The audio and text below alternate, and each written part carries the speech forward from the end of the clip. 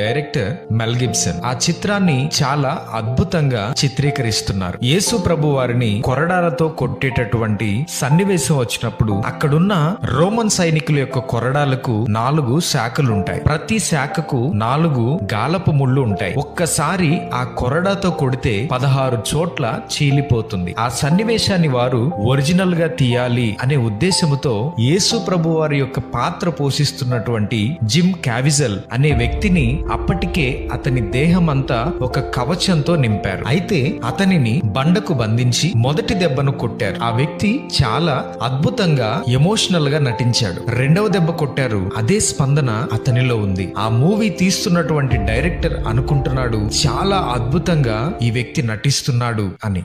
ఆ కొరడాతో 3వ దెబ్బ కొట్టేసరికి జిమ్ క్యావిజల్ అనే వ్యక్తి గట్టిగా అరుస్తాడు. ఎందుకనంటే అతని శరీరంపై అమర్చినటువంటి ఆర్టిఫిషియల్ స్కిన్ దాటి ఆ కొరడాకు ఉన్నటువంటి ముళ్ళు అతని శరీరాన్ని గుచ్చి చీల్చివేసింది. ఆ వ్యక్తి తట్టుకోలేకపోయాడు.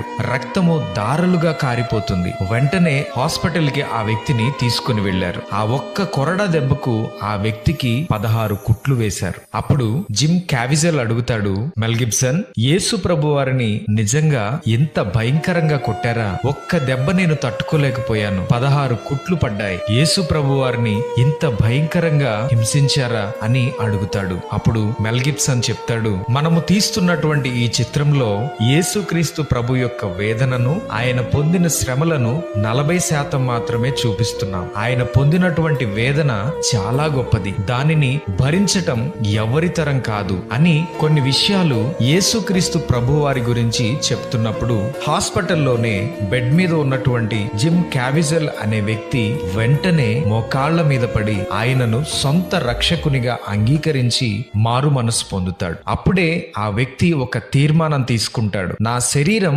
బలహీనమైనప్పటికీ ఎలా అయినా ఈ చిత్రాన్ని పూర్తి చేయాలి. సర్వ మానవాళి కొరకు, అందరికీ పరలోక రాజ్యాన్ని ఇవ్వటం కొరకు ఆయన పొందిన వేదనలు, శ్రమలు కళ్లకు కట్టినట్లుగా చూపించాలి అనే ఉద్దేశముతో ఆ వ్యక్తి మరలా ఆ చిత్రంలో ఆ పాత్రను పోషించటానికి సిద్ధపడతాడు. సిలువ మోస్తున్నప్పుడు అతని భుజము చెదిరినప్పటికీ, భయంకరమైనటువంటి జ్వరము ఉన్నప్పటికీ ఆ వ్యక్తి ఆ చిత్రాన్ని పూర్తి చేస్తాడు. ఆ చిత్రాన్ని చూసి కొన్ని లక్షల మంది ప్రభువును తమ సొంత రక్షకునిగా అంగీకరించారు.